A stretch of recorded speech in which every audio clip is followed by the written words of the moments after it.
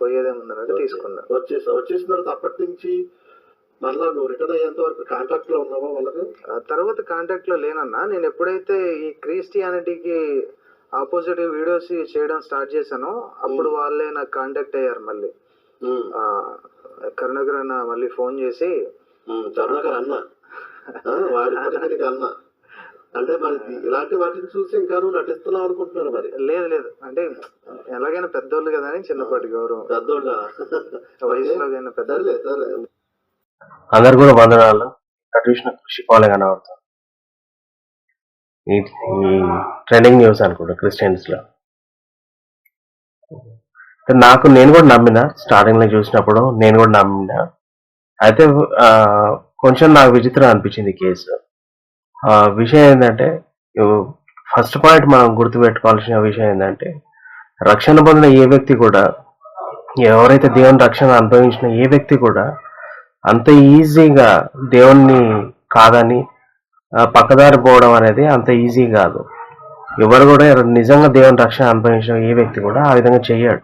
ఇప్పుడు ఉదాహరణకు నేనే ఉన్నా, నేను ఒక రక్షణ పొందిన వ్యక్తిని, దేవుని రక్షణ అనుభవించిన వ్యక్తిని.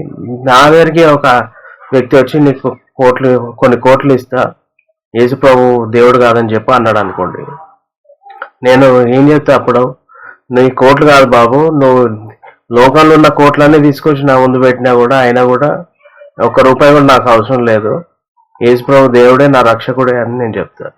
అదేవిధంగా ఇంకొక ఆయన వచ్చి ఒక AK-47 పట్టుకొని వచ్చి కూడా ఇప్పుడు యేసు ప్రభు దేవుడు అని కాదని నువ్వు చెప్పు అన్నాడు అనుకోండి, లేదంటే నేను కాలుస్తా అన్నాడు అనుకోండి, అయినా కూడా అదే చెప్తా.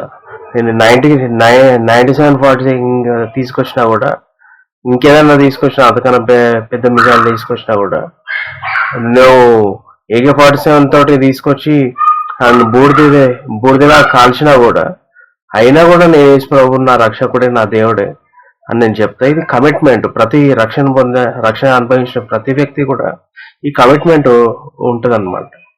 అంతేకాదు, ఈ శివశక్తి వాళ్ళు, బీజేపీ వాళ్ళు కూడా చెప్తారు, మేము సచ్చినా కూడా హిందువుగా మారాము, హిందువుగానే ఉంటాము అని వాళ్ళు చెప్తా ఉంటారు.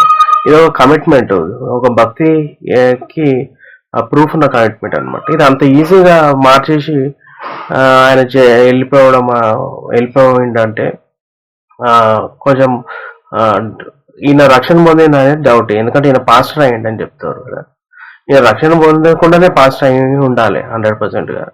అందుకే అంత ఈజీగా ఆయన దేవుడు కాదని, యెహోవా క్యారెక్టర్ కాదని చాలా చెప్పిండు ఆయన. సో ఇప్పుడు ఆయన మీద అలిగేషన్స్ కూడా వచ్చినాయి. చాలా మంది ఏం చెప్తారు, ఆయన ఆఫర్ కొట్టడానికి వెళ్ళిండని. అక్కడ వెళ్ళిండు, ఆ కరుణాకర్ సుగుణ అనే వ్యక్తిని కలిసిండు. తర్వాత ఆయన ఆఫర్ సరైన ఆఫర్ దొరకలేదు, ఆయన ఎక్కువ చదవలేదు, జాబ్ ఇబ్బందులు ఉన్నాడు అని చెప్తా ఉన్నారు.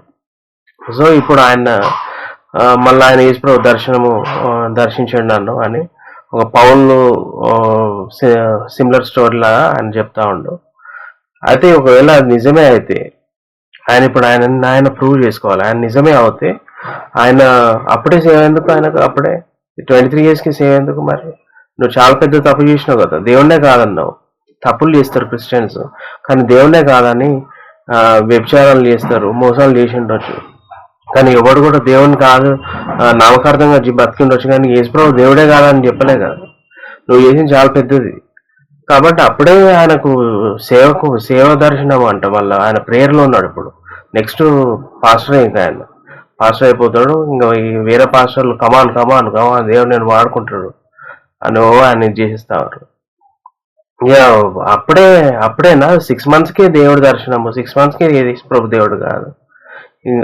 ఫస్ట్ ఆయన మీద అలిగేషన్స్ ఉన్నాయి కాబట్టి ఆయన నిరూపించుకోవాలి.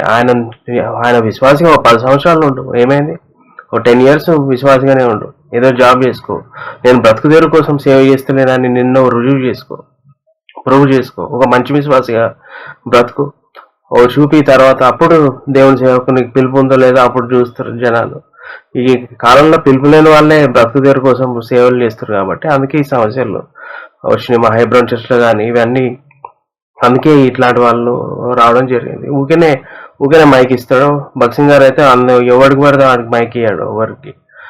ఐఏఎస్ ఆఫీసర్లు వచ్చి నేను దేవుని సేవ చేస్తా అంటే వాళ్ళని బాత్రూమ్ గడిపించి వాళ్ళని ఎంతో పరిశోధనలు చేసి వాళ్ళ పిలుపు ఉందా లేదా అని వాళ్ళని పరిశోధనలు చేసి వాళ్ళని ఒక క్వాలిటీ ఇన్ని ప్రొడ్యూస్ చేసి అందుకే ఆ కాలంలో సమస్యలు లేవు. ఇప్పుడు ఎందుకున్నాయి? ఇట్లాంటి వాళ్ళు వచ్చారు, దాపరించారు కాబట్టి ఇట్లాంటి సమస్యలు, దేవుని అవమానించపరిచే సమస్యలు వచ్చినాయి. కాబట్టి ఆయన్ని అప్పుడే ఎక్కియకండి, స్టేజ్ల మీద ఎక్కించి ఆయన ఇది చేయకండి. ఆయన కొద్దిగా ఆపి ఆయన అప్రూవ్ చేసుకుని సామాన్య విశ్వాసాలు ఆయన ఉండు. తర్వాత అప్పుడు నీ పిలిపోయిందో అప్పుడు దేవుడు నేను ఎట్లా వాడుకుంటూ చూద్దాము. Thank you.